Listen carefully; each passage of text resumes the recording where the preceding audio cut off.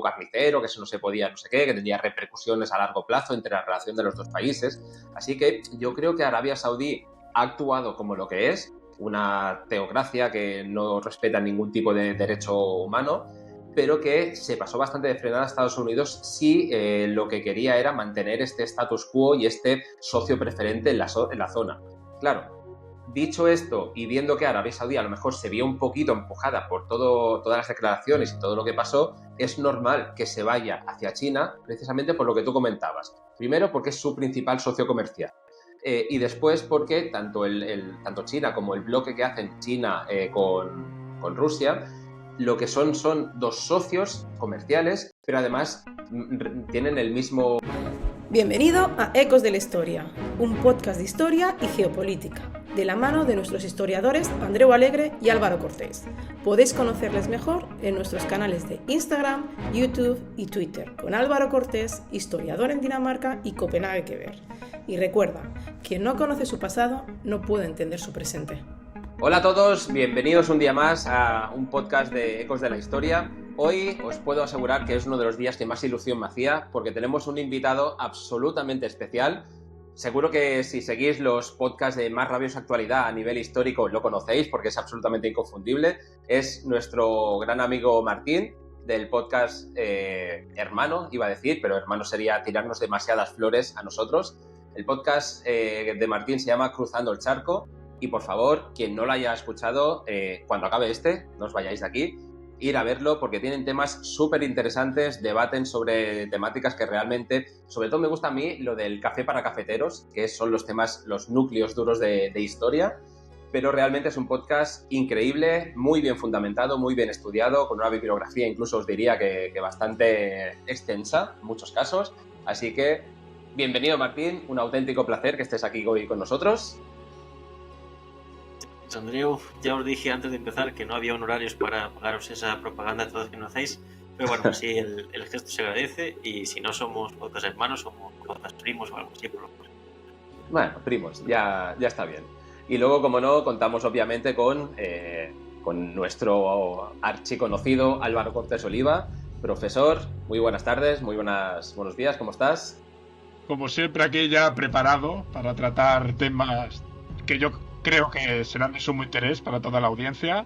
Y Andreu, como siempre, recordar la suscripción para aquellas personas que les interesa nuestro contenido y también la suscripción para nuestros compañeros de Cruzando el Charco. Si se puede poner un enlace en la descripción. No quiero tampoco dar sugerencias, pero bueno, siempre va bien. No, tú nunca das sugerencias, tú das órdenes y por eso estamos donde estamos. Porque si no fuera por ti, pues obviamente pondremos también el enlace de Cruzando el Charco en la descripción de este podcast, en los diferentes canales donde lo subiremos. Eso ya se lo dejamos a nuestra compañera técnica Elsa. Y nada, sin más, empezamos. Hemos hecho la presentación de Martín, de Álvaro. Para quien no me conozca, tampoco soy el importante dentro de este trío, pero Andreu Alegre, historiador de Dinamarca, vuestro historiador de referencia en el país que nadie conoce de verdad. Así que empezamos el podcast. Y hoy es un podcast doblemente especial, no solo porque tenemos a nuestro compañero Martín de Cruzando el Charco, sino porque además, aprovechando las fechas, aprovechando que estamos en los últimos días de diciembre de este 2023, vamos a hacer un pequeño repaso a lo que ha sido, sobre todo, ya no tanto a nivel histórico, sino más bien a nivel geopolítico, lo que ha sido este año que estamos a puntito de acabar. Y si os parece bien, compañeros, yo creo que es uno de los temas estrellas, sobre todo las últimas semanas. Vamos a hacer un pequeño repaso de lo que ha pasado en Argentina, ¿no? Estos últimos días. ¿Os parece bien? Tema de sumo interés, ¿no? Y que corresponde a una de las especialidades literarias en América Latina, ¿no? El realismo mágico. ¿No? Como lo más absurdo a veces se hace realidad. Y bueno, yo creo que ha cambiado todo el panorama internacional. No sé qué opina Martín del tema argentino. Sí, la verdad es que lo de realismo mágico a veces con Argentina se llega así como surrealismo mágico, surrealismo exagerado. Pero bueno, ya lo hablaremos, pero de todas formas Argentina siempre ha estado gobernado desde Loco Galtieri hasta Menem, así que no creo que pueda ser tampoco una gran novedad este hombre que no le gustan los peines, pero sí le gustan mucho los peines. Este hombre que no le gustan los peines, obviamente estamos hablando del peluca Milei. Entonces, nada, vamos a hacer un poquito un repaso de lo que ha sido. Y yo supongo que, a no ser que hayáis estado en una cueva ermitando durante unas cuantas semanas, todos sabemos que hubo elecciones hace poco en Argentina y que estas fueron únicas, ya que ganó lo que entonces era el candidato Milei, hoy día presidente, y este señor es bastante especial. ¿Por qué? El hecho de que Milei ganara es un hito a todos los niveles, ya que es el primer presidente liberal libertario de la historia, de todos los países del mundo, en todos los momentos del mundo. O sea, realmente es un momento, un antes y un después, creo yo. Pero más allá de la orientación política y económica de Milei, hay que entender que en gran parte ha conseguido la victoria debido a la desastrosa situación económica que sufría el país. Y esto hay que ponerlo en contexto. ¿Por qué? Porque este país realmente tiene uno de los potenciales más grandes y a día de hoy una de las economías más destrozadas que nos podamos encontrar. Pero vayamos un poquito a la historia económica, si os parece bien. Podemos decir que a finales del siglo XIX y principios del XX, más o menos, Argentina se convirtió en uno de los países más ricos y más prósperos del mundo, entre otras cosas porque poseía grandes extensiones de tierras fértiles, como las que hay, por ejemplo, en la Pampa o en la cuenca del todo el río Paraná. Hay que mencionar especialmente que se dio en 1876 una ley llamada la Ley Avellaneda, que fomentó la llegada de un grandísimo contingente de inmigrantes europeos, especialmente italianos y españoles, que contribuyeron al desarrollo agrícola, comercial y obviamente económico del país. El problema es que todo empezó a cambiar a medida que avanzaba el siglo XX. Especialmente se vio la economía argentina muy afectada por los dos hitos del principio del siglo XX, como pueden ser la Primera Guerra Mundial y la Gran Depresión. Y más allá de que estos eventos afectaran a todos los países, la dependencia de la economía argentina de las exportaciones y de la inversión extranjera profundizó en una crisis ya de por sí muy difícil para el país gaucho. A todo esto hay que añadirle indudablemente la inestabilidad política y los diferentes golpes de Estado que se fueron sucediendo a lo largo de los años. Desde los años 40 en adelante, por ejemplo, el peronismo trajo consigo cambios bastante significativos, especialmente dentro de lo que es un enfoque más proteccionista y sobre todo empezó las nacionalizaciones de las industrias, especialmente las industrias claves, ¿no? Y después las dictaduras militares de mediados del siglo XX continuaron afectando la estabilidad económica y por lo tanto política del país. Y ahora la parte más divertida quizás, que es la parte de la economía de Argentina en el siglo XXI, y es divertida porque se resume muy fácil, ¿no? Es deuda, inflación y crisis económicas recurrentes. La deuda externa de Argentina y los problemas de inflación han sido constantes, agravado por políticas económicas inestables, ineficientes y una dependencia continua de lo que son los préstamos del FMI. Y a modo de resumen de lo que podía ser los ideales de Milei, para que lo entendamos todo el contexto con lo que hay ahora mismo y a los retos sobre todo que se enfrenta, podemos decir que estamos hablando de que Milei es un liberal libertario. ¿Qué es esto? Es un economista que defiende el Estado más pequeño posible, cortando al máximo todo tipo de ayudas a todos los sectores y a la vez también cortando todos los impuestos que se les cobra desde parte del Estado a toda la gente. Las medidas estrellas de Milei, sin duda, son la dolarización y el cierre del Banco Central, pero también podemos decir que no lo tendrá absolutamente nada fácil, ya que se enfrenta a una deuda que es imposible de pagar a día de hoy, a una inflación que puede convertirse en hiperinflación a las primeras de cambio, a un déficit fiscal que lleva décadas instaurado y a una falta de control sobre las cámaras y sobre todo de las calles, porque ya se atisban muchas mega manifestaciones que impedirán en gran medida que este presidente pueda llevar a cabo sus medidas económicas especialmente. No sé qué os parece un poquito todo este bagaje económico de la Argentina. Bueno, Andreu, todo el pretexto histórico que has comentado tampoco es que sea únicamente exclusivo de Argentina, ¿no? Porque vemos como en América Latina se produjo, ¿no? Esa serie de eventos, por ejemplo, decías en el siglo XIX, todo lo que eran los commodities, bueno, era un fenómeno que afectó también a toda América, zonas como Chile, Perú, ¿no? Y después ese intento de industrializarse a través del proteccionismo, lo que vimos durante el siglo XX. Y claro, te comentabas, ¿no? De que Milei, ¿no? Es el primer libertario que establece, bueno, que pretende establecer unas políticas así, podemos decir, de corte neoliberal. Bueno, si miramos en su vecino Chile, ya se hicieron experimentos de lo que puede ser una economía neoliberal, ¿no? Durante la dictadura de Pinochet, con esa vinculación, ¿no? Con esa escuela austriaca, con diferentes proyectos que, ¿no? Para que sepa la audiencia que no es el primer caso donde vemos unas políticas así de carácter neoliberal. Ya tenemos otros ejemplos, como el de Chile. Uh-huh. Y bueno, Milei, dices tú, ¿no? Esa serie de retos a los que se enfrenta, evidentemente, son retos brutales, porque Argentina ahora mismo tiene una deuda que va subiendo cada día más, aumentó un montón durante el periodo, ¿no? del gobierno de Macri.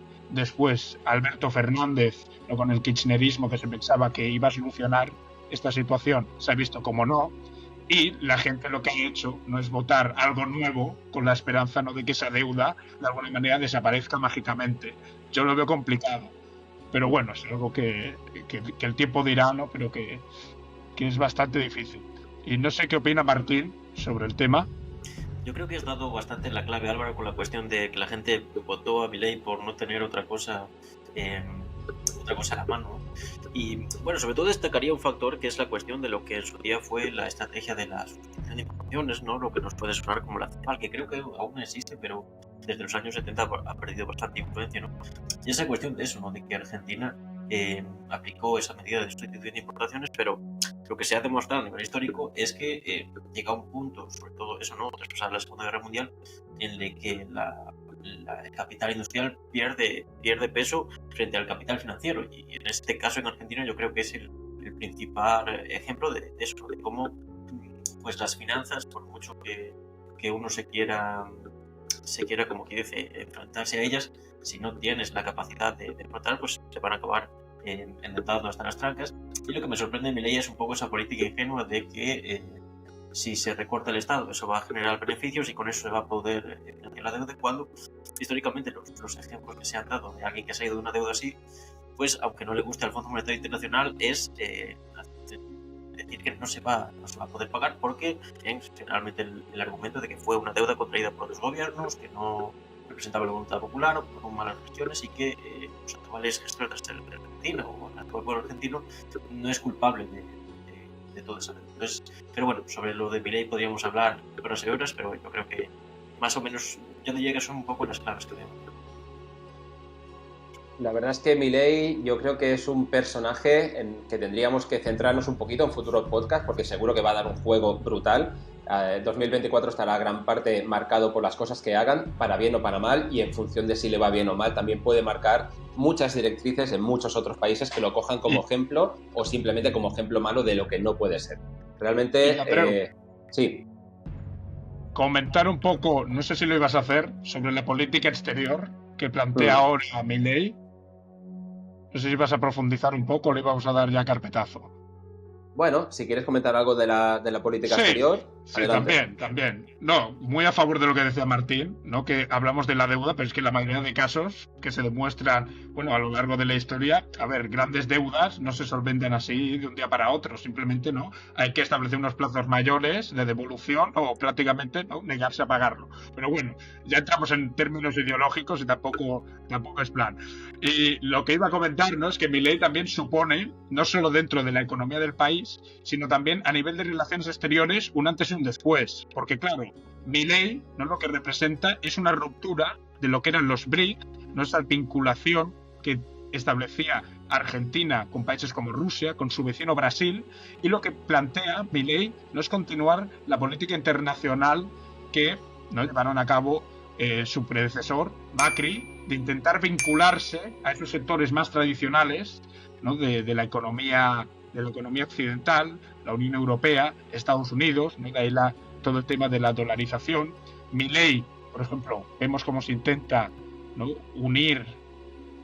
aproximar lo que sería la OCDE, cómo rechaza los BRIC, y también se muestra a favor de lo que serían los acuerdos de libre comercio entre Mercosur y la Unión Europea, ¿no? Con eso también vemos cómo lo que busca Milei no es tanto una unión a nivel iberoamericano, sino aproximarse sobre todo a ese bloque occidental, ¿no?, a esas potencias, Estados Unidos, Unión Europea.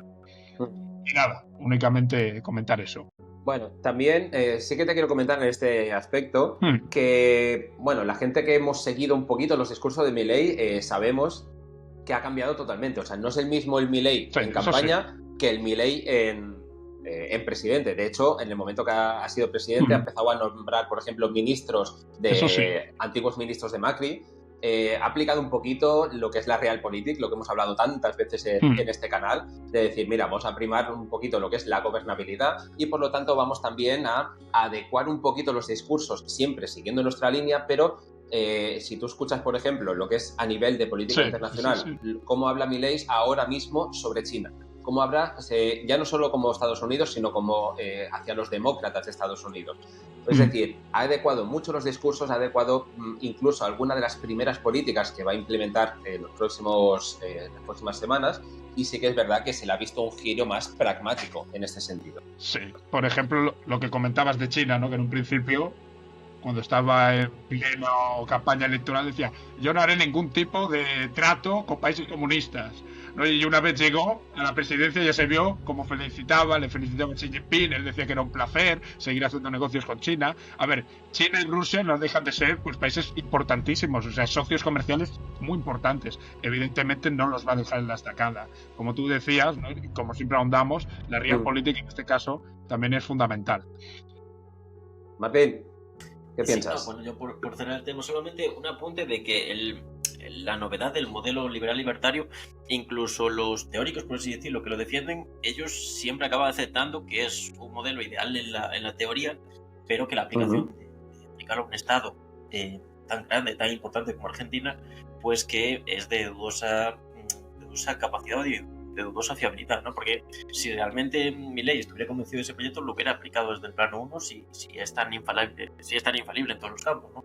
Pero bueno, incluso Andreu, creo que tú lo has mencionado algunas veces, el profesor Oscar Vara, eso, ¿no? También dice que simpatiza con el modelo, pero al fin y al cabo él es economista y que defenderlo así a ultranza pues que no es viable, por lo menos en un contexto como No, claro. Una cosa es el discurso, o sea, o todo el bloque que él defiende, y otra cosa es lo que va a implementar. Pero también yo considero una cosa. No podemos juzgar a Milei porque diga una cosa y vaya a aplicar la mitad de las cosas que digan. Porque básicamente estamos definiendo a un político. Digo 27 cosas y voy a aplicar luego efectivamente 13. Entonces, solo que esas 13 las aplique un poquito bien y le vaya bien a Argentina, ya será muy, muy buenas noticias, porque Argentina estaba realmente destrozada. Al menos la economía. En fútbol ya sería otra cosa. Y si os parece, vamos con el siguiente bloque, con el siguiente tema, que hoy tenemos unos cuantos temas que tratar. Simplemente para acabar con lo de Milei, pensar que esto es un podcast que no damos nuestra opinión, no al menos de manera abierta, sino que simplemente presentamos hechos. Y dicho esto, viva la libertad, carajo. Quien lo quiera entender, que lo entienda. Vamos al siguiente tramo y si te parece, Martín, cuéntanos un poquito. Tema de África, ¿cómo está? ¿Qué ha pasado? ¿Qué ves interesante por esas zonas? El mundo, y como África en todos los contextos, está bastante revuelto. Y bueno, creo que yo no recuerdo, a pesar de que mi interés hacia la geopolítica se ha dado más, por ejemplo, desde la guerra de Ucrania, pero yo no recuerdo un año en el que tuviéramos tantas noticias mediáticas sobre el continente africano, ¿no? Especialmente la cuestión de los golpes de Estado en lo que es la región que se conoce como el Sahel, y principalmente los países de Níger, Burkina Faso, Mali, ¿no? Entonces, bueno, se pregunta, porque claro, aparte de estos regímenes son bastante opacos y demás, ¿no?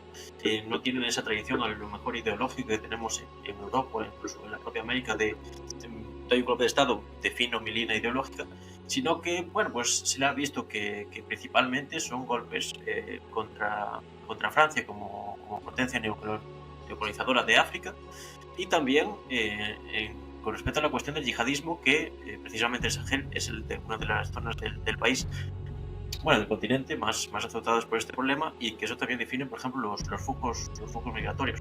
Hace poco hemos visto como el propio Níger cancelaba un acuerdo que tenía con la Unión Europea para penalizar el tráfico de personas, ¿no? O para no permitir el tráfico libre de personas en su país. Entonces, bueno, yo quería plantearos eso, ¿no? Porque sobre estas juntas se habla mucho, casi sin conocerlas.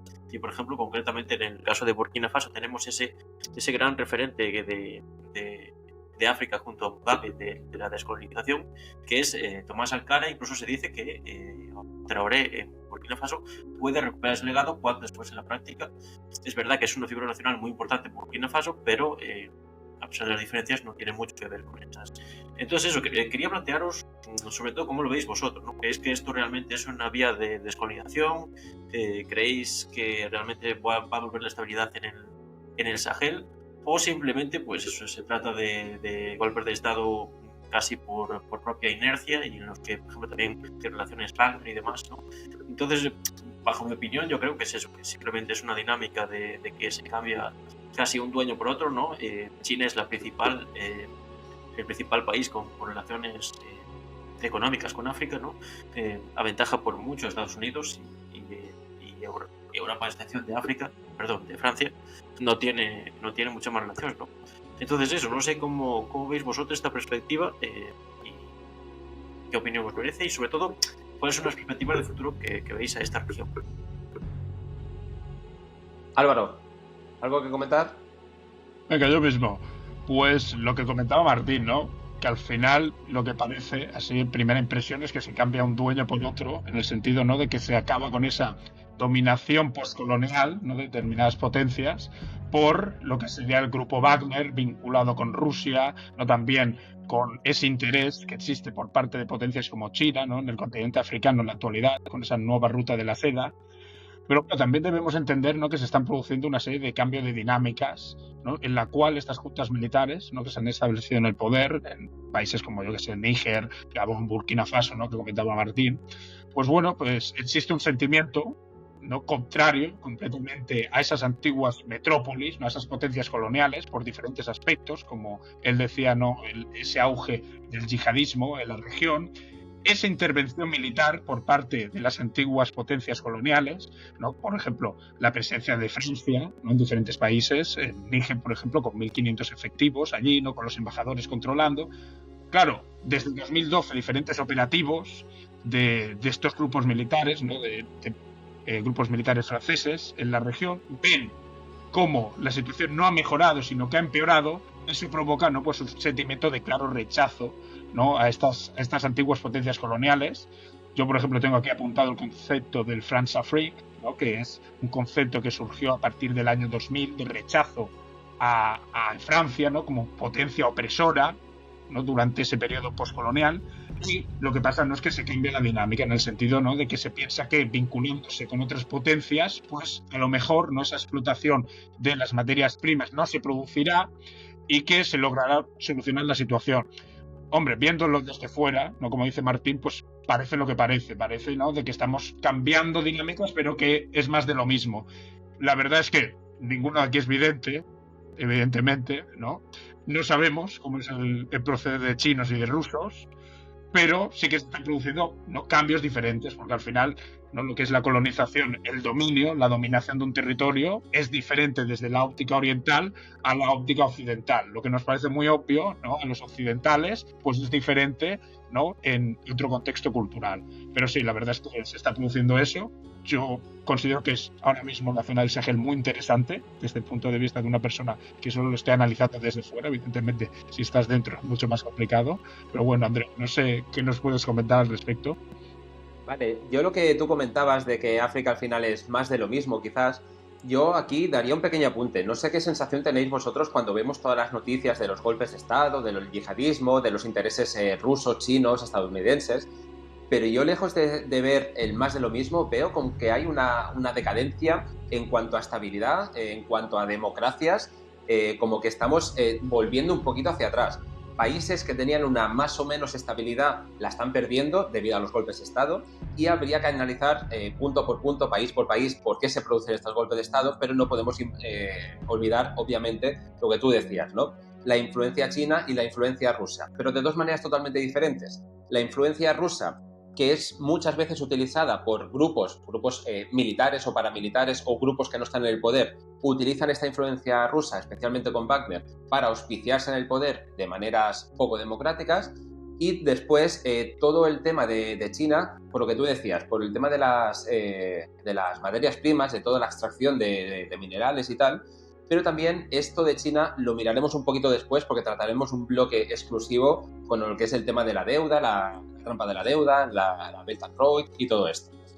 El problema que veo también, además de que en gran parte de África se va hacia una inestabilidad más acusada de la que había, es que hablamos, como siempre, del eterno aspirante a ser el continente que se ponga en el tablero de juego. Es decir, llevamos muchos años diciendo que a África van a salir los leones africanos, ¿no? Para hacer un símil como esos dragones asiáticos cuando salió las Coreas, las Chinas, las no sé qué, y realmente nunca acaba de eclosionar. Y habría que mirar exactamente el por qué nunca acaban de eclosionar, porque a nivel de posibilidades, países como Marruecos, Egipto, Nigeria, Sudáfrica, tienen un potencial para ser una potencia regional e incluso extrapolar ese poder fuera de sus fronteras, de las fronteras africanas, y aún así no lo consiguen por un montón de problemas, y habría que saber exactamente el porqué de cada uno de ellos.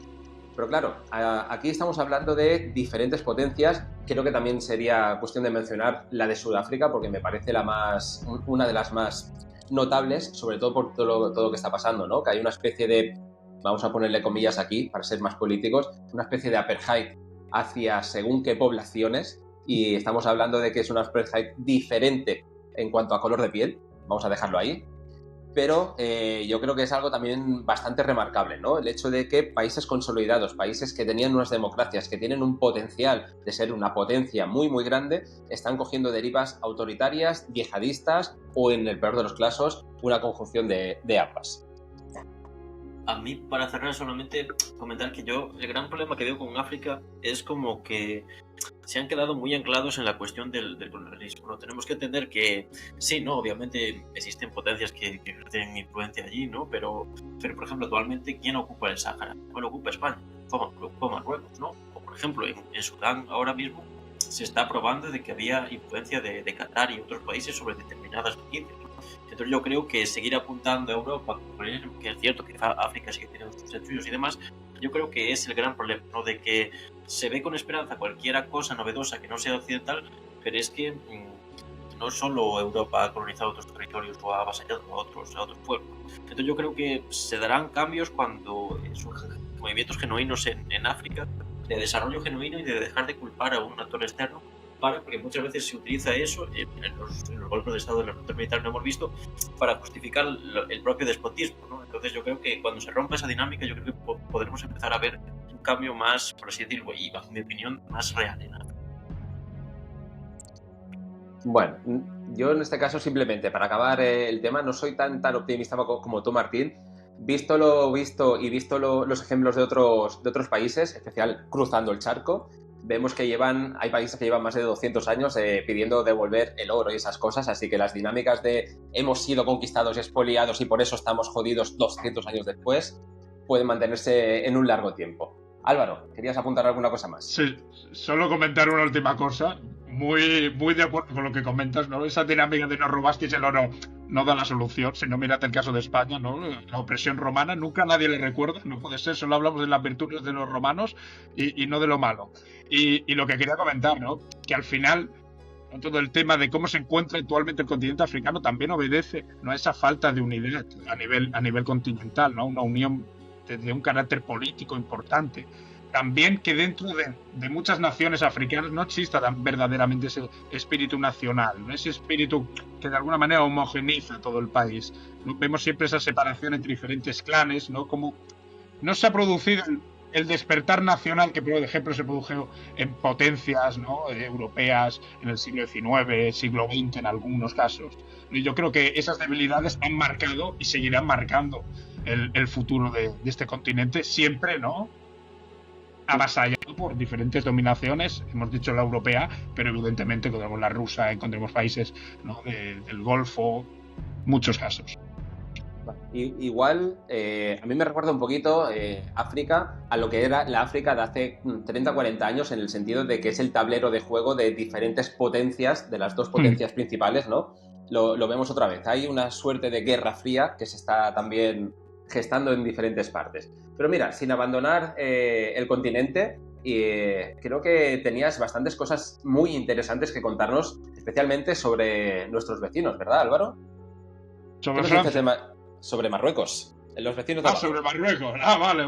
Para continuar con Bueno, el continente. Bueno, es que tenemos muchos vecinos, Andreu, claro. Los portugueses que son. Sí, ¿no? Bueno, lo que comentaba, ¿no? Que Marruecos lo encontramos en esa encrucijada también, ¿no? Que es un país que se debe a unos socios históricos. Uno podría ser Estados Unidos. Recordemos, ¿no? Como el Reino de la Agüita fue uno de los primeros en reconocer, ¿no? La independencia de Estados Unidos, y eso, ¿no? Siempre se ha mantenido a lo largo del tiempo, y también esas vinculaciones que tuvo en el pasado Marruecos, ¿no? Con Francia, ¿no? Su antigua potencia colonial.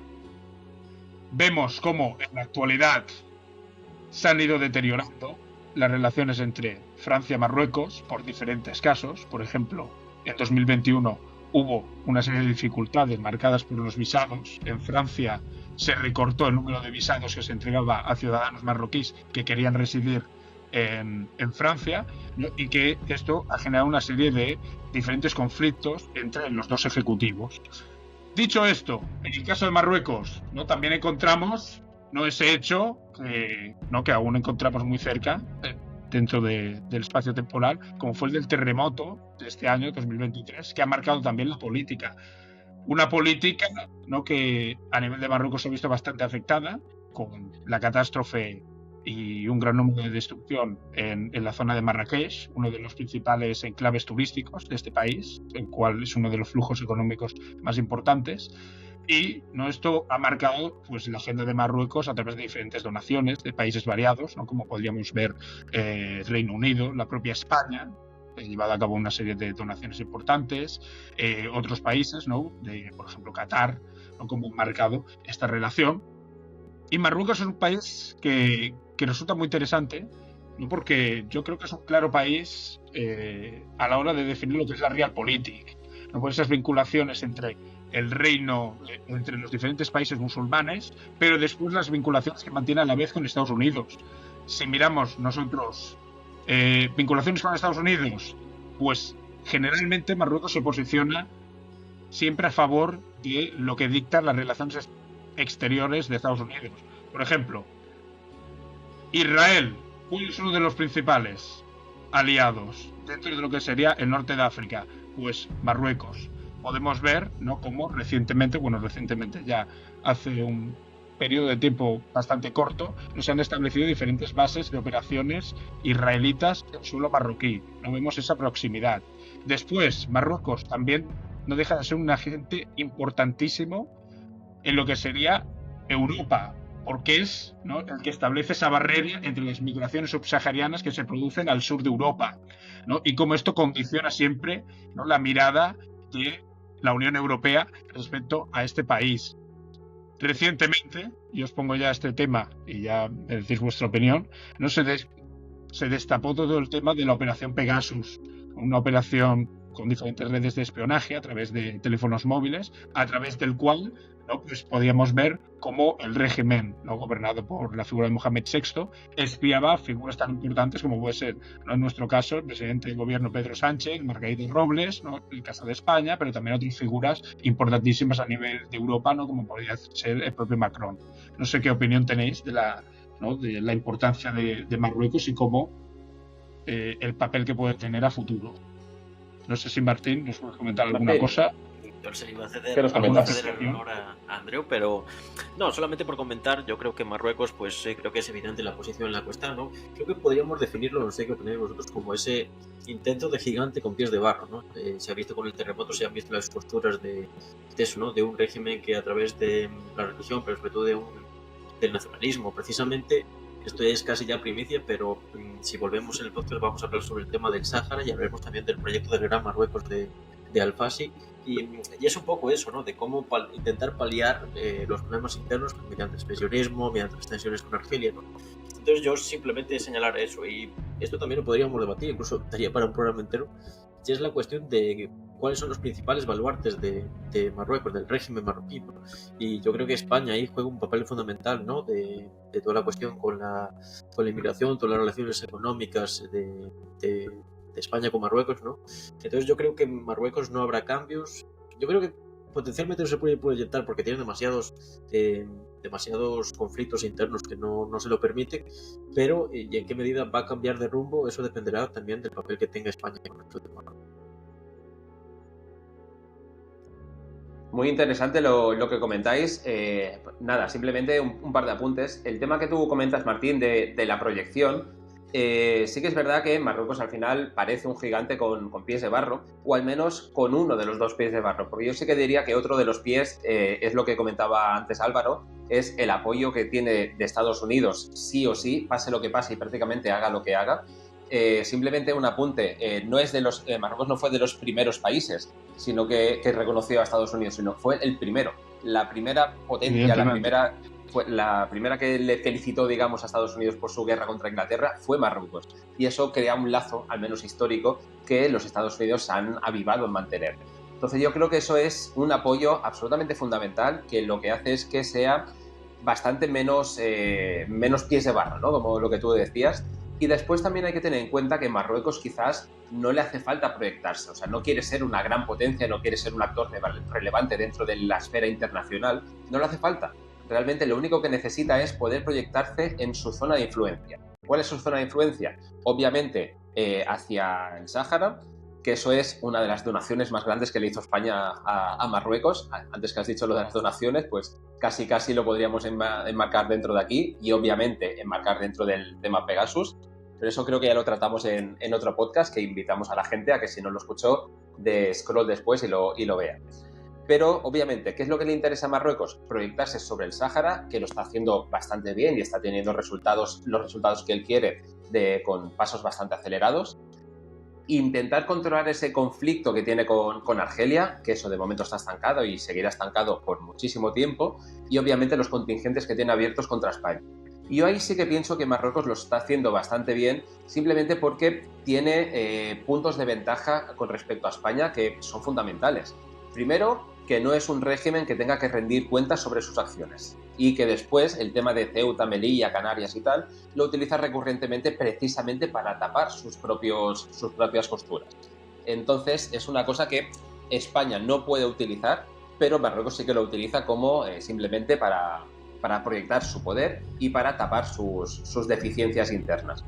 Y después pensemos también que Marruecos tiene la potestad de abrir los flujos migratorios, de permitir la pesca en los caladeros, de ser más apoyo o menos apoyo de Estados Unidos en cuanto a bases y tal, y poder dificultar eso, temas de la OTAN. O sea, realmente tiene muchas palancas de poder que no está utilizando en toda su extensión, y que eso sí que podría ser un problema, sobre todo pensando desde la perspectiva española, podría llegar a ser un problema porque realmente creo que hay bastante ingenuidad, como en todas las políticas europeas al final, pero en la política española hay mucha ingenuidad de decir no va a pasar nada, son nuestros vecinos, somos una gran potencia nosotros y al final estamos dentro de la OTAN. Y eso no es así, porque si hay un conflicto tendríamos que ver quién apoya a quién y en qué términos apoyan a cada uno. Y también recordar el nacionalismo exacerbado que existe en el caso de Marruecos. Que hace poco vi yo un índice estadístico donde se ponía, en caso de conflicto armado, ¿cuántos ciudadanos se apuntarían directamente, se alistarían al ejército para defender a su país en caso de un conflicto? Y tú veías, por ejemplo, los porcentajes de Europa Occidental, todos bajísimos, y en el caso de Marruecos súper elevado, ¿no? Y eso, en caso de conflicto, también debemos de tenerlo en cuenta. Y lo que comentabas es que a nivel de relaciones, de vinculaciones con otros países, Marruecos es un agente dentro de la geopolítica bastante potente y al cual yo creo que desde España se infravalora bastante. Bueno, y ahí aparte podríamos discrepar en alguna cosa, Andreu, pero claro, es que si Marruecos ahora le da por querer recrear al Andalus, tú como estás lejos, pues claro, no te afecta y entiendo que lo veas de otra forma. No es broma, pero bueno, si llega a Dinamarca, Marruecos, a lo mejor ya se pone más agresiva la cosa. Hostia, entonces ya la cosa sería... Sí. Y nada, yo creo que de Marruecos, pues es que podríamos hablar un programa entero sobre Marruecos. Bueno, pues a lo mejor hacemos eso, hacer otro programa específico sobre Marruecos, que también creo que sería bastante interesante. Pero ¿quieres que hablemos, por ejemplo, ahora un poquito vamos a alejarnos un poquito de Marruecos? Vámonos hacia Arabia Saudí, por ejemplo, que creo que también es un actor regional muy importante que tiene cosas muy, muy interesantes. Martín, todo tuyo. Pues sí, nos vamos de otro país árabe, bueno, de herencia bereber a hacia ese lugar que protege los lugares sagrados, que es la dinastía Alauí, Arabia Saudí, ¿no? Bien, en esto comentar, pues principalmente el dilema que se ha visto históricamente, ¿no? Tenemos que entender que Arabia Saudí, vecina del Irán de los ayatolás, ¿no? Zona tradicionalmente de influencia occidental, ¿no? La monarquía actual está puesta, casi podríamos decir a dedo, por las potencias occidentales en la zona, a pesar de que no fue una zona directamente colonizada, ¿no? Entonces, claro, Arabia Saudí se encuentra con ese dilema de ser un socio tradicional de Estados Unidos, por ejemplo, pero claro, en Estados Unidos lo de que te cojas a un periodista disidente, lo llevas a la embajada en Turquía y lo troces para hacer, pues eso está, por lo que sea, mal visto, ¿no? Entonces, esas cuestiones... Por lo que sea. Por lo que sea. Entonces, a esas cuestiones se le suma también el factor un poco geográfico de la propia Arabia Saudí. Incluso también podríamos sumarle el factor económico, ¿no? Ya que el principal comprador de petróleo de Arabia Saudí es China, ¿no? Y con Rusia tradicionalmente también conforma lo que es la OPEP, ¿no? Ese cártel que recientemente ha salido en los medios en la actualidad, porque está intentando aumentar el precio del petróleo por medio de políticas restrictivas de producción, pero tanto Estados Unidos como otros países que recientemente han descubierto yacimientos, pues ya sería irnos mucho, pero por ejemplo tenemos ahí también la cuestión de la Guyana, están haciendo que el precio no... que esa estrategia de la OPEP, que principalmente favorece más a Rusia que a Arabia Saudí, pues que no esté dando efectos, y que incluso se habla de que Arabia Saudí podría plantearse inundar el mercado de petróleo para sabotear al resto de sus competidores, ¿no? Bien, entonces yo lo que quería plantearos es eso, ¿no? Porque justamente antes del estallido del conflicto de Israel y Palestina, se estaba planteando de que China había auspiciado un pacto de amistad entre Irán y Arabia Saudí, las dos principales potencias de la zona y enemigos históricos, pero eso, ¿no? Que estaban abriendo puertas de una colaboración con todo lo que eso puede suponer, ¿no? Sobre todo la influencia China y Rusia de meterse de cabeza en una zona que les había sido un terreno americano por excelencia, y casi el único aliado que le quedaría en la zona a Estados Unidos sería, por una parte, Israel y, entre comillas, Turquía, y luego, por ejemplo, otros países como Egipto, pero propiamente como tal en la zona del Oriente Próximo se quedaría sin aliados y sería perder una zona crucial y por la que ha gastado muchos recursos y mucha sangre, sobre todo, ¿no? Entonces, bueno, ¿cómo veis vosotros esta perspectiva, no? Yo creo que es una cuestión compleja, porque Arabia Saudí sí que le beneficia esa relación con China y con Rusia, principalmente por los dividendos económicos que le trae, pero históricamente la rivalidad con Irán está ahí, su forma incluso de ver el Islam y demás, ¿no? Y se está proyectando hacia Occidente, ¿no? Podemos verlo en esos eventos deportivos y demás que está tratando de acaparar, ¿no? Cómo el objetivo sigue siendo captar o equipararse con Occidente, y no tanto pues ser un aliado sin más de China y Rusia. Álvaro, ¿qué opinas? Pues yo creo que no todo encaja dentro del contexto político que estamos viviendo a nivel geopolítico. Y es que si antes hablábamos de esos grandes bloques, ¿no?, de alianzas, Arabia Saudí, ¿no?, que eran aliados de Estados Unidos, ahora vemos cómo cada potencia empieza a tomar decisiones de una manera cada vez más autónoma, en el sentido de que Arabia Saudí ha visto, ¿no?, que podía lucrarse a través de esas vinculaciones con China y no ha dudado, ¿no? Podemos decir que ha roto cualquier tipo de lealtad que tenía con la potencia estadounidense y se ha establecido esas relaciones con Irán, que, como decía Martín, ¿no?, yo la verdad es que no lo veo como un amor a primera vista.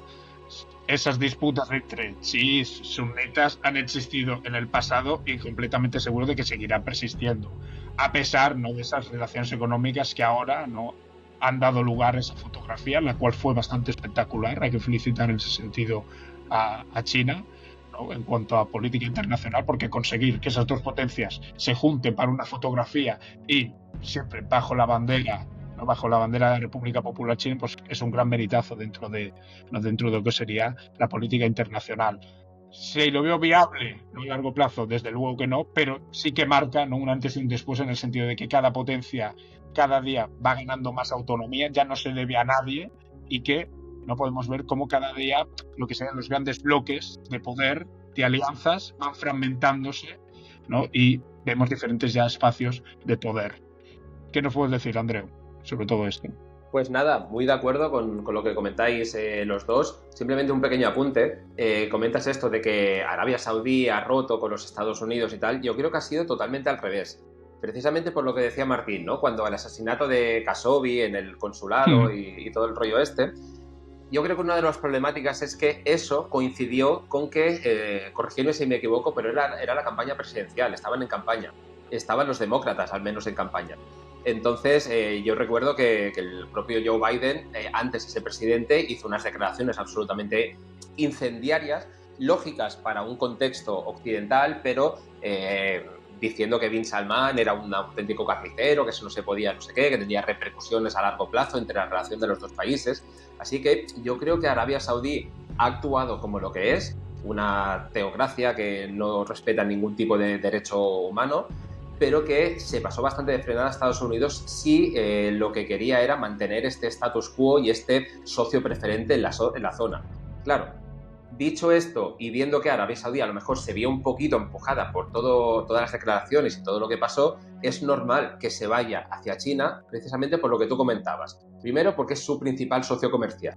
Y después porque tanto China como el bloque que hacen China con Rusia, lo que son dos socios comerciales, pero además tienen el mismo bagaje político, digamos. O sea, no tiene que dar las mismas explicaciones a su público. No tienen democracia, entonces no hace falta que estén midiendo o dejando de medir las acciones que hacen, sus pasos y tal. Entonces yo creo que son socios bastante más normales, o sea que ellos se crían y Dios los cría y ellos se juntan, ¿no? Lo que diríamos así un poquito más coloquialmente. Así que son socios más naturales, geográficamente más cercanos, comparten muchos más intereses, mucha más interconexión económica, especialmente con China, y después no podemos olvidar que el tema de Arabia Saudí con Rusia también viene bastante de lejos. Ha habido momentos de más tensión, pero generalmente ha sido de colaboración, porque al final son los dos socios preferentes dentro de la OPEP. Y recordemos que durante muchísimos años era Arabia Saudí junto con Rusia quien pactaba cuándo subía los precios, cuándo bajaban, cuándo se recortaba producción, cuándo no, sobre todo en los tiempos en que querían fastidiar precisamente a Estados Unidos con el tema del fracking. Querían bajar precios de lo que era el barril de crudo para que a Estados Unidos no les salía rentable. Y eso durante muchos años fue una concordancia entre los dos países, entre Rusia y Arabia Saudí. Y eso también hay que tenerlo presente, que no es una cosa que viene de los últimos meses, o de la guerra, o de Khashoggi y tal, sino que ya lo podemos extrapolar bastantes años más atrás. Y también tenemos que tener en cuenta, Andreu, también un factor clave, y es que Arabia Saudí, cualquier oportunidad que tenga para fortalecerse, la va a aprovechar. Hemos hablado, ¿no?, de esas disputas entre chiitas y sunitas, pero dentro del mundo sunita también existen diferentes rivalidades, ¿no? Pues, por ejemplo, en el caso de Arabia Saudí con países como Qatar. Sí, ¿no? sí. Dentro de esa rivalidad, pues cualquier oportunidad que tengas, ¿no?, de conseguir pues un negocio bastante lucrativo, pues la aprovechará Arabia Saudí, evidentemente. No sé si lo veis igual, pero Arabia Saudí también está haciendo un poquito de realpolitik otra vez. Es decir, priorizando sus intereses nacionales, como no podía ser de otra manera, sus intereses económicos y sus intereses incluso militares, porque muchas veces lo que pasaba es que Arabia Saudí estaba a las órdenes, entre comillas, de Estados Unidos, porque no deja de ser su principal proveedor de armamento. Eso, si hay la posibilidad de que China y de Rusia empiecen a sustituirlo, eso también es un lazo entre los dos países que se va a romper. Por lo tanto, también tendríamos que tener en cuenta eso. Y sobre todo, lo del realpolitik lo digo por todo lo que está pasando ahora con Israel. Mucha gente, sobre todo al principio, cuando empezó la invasión de Gaza y todo esto, pensaba que había un problema evidente en cuanto los países musulmanes se unieran contra Israel y tal. Y hemos visto que ningún país musulmán se ha movido, pero sobre todo lo que estábamos pendientes era de Hezbollah y de Irán, obviamente, pero después de estos dos actores, de Arabia Saudí, porque al final es el actor principal, quitando Irán, de los países musulmanes. Y hemos visto que no ha hecho ningún tipo de movimiento, más allá de algunas declaraciones puntuales, y eso responde, yo creo, a priorizar intereses nacionales económicos a los tradicionales que podemos definir como los eclesiásticos, ¿no? O sea, no los eclesiásticos, sino como los religiosos. Y de hecho, Andreu, Arabia Saudí ya estableció diferentes pactos con Israel. Por lo tanto, aquellos que pensaban que iba a producirse la unión del mundo árabe-musulmán contra la ocupación israelita de Gaza era demasiado ingenuo. Sí. Bien. Martín, ¿algo que añadir? ¿Todo de acuerdo? ¿Todo bien? No, yo creo que más o menos, bueno, puedo decir lo mismo, es que Arabia Saudita para hacer un programa entero. Pues nada, saldremos aquí con 18 programas previstos, así que ya tendremos toda la temporada del 2024 preparada. Y si os parece, vamos a hablar un poquito de otro país en estado de guerra, y este a lo mejor puede sorprender a más de uno, porque vamos a hablar ahora de Suecia. Suecia, para quien no lo sepa, está en guerra, o al menos así lo dicen muchos de los propios políticos suecos.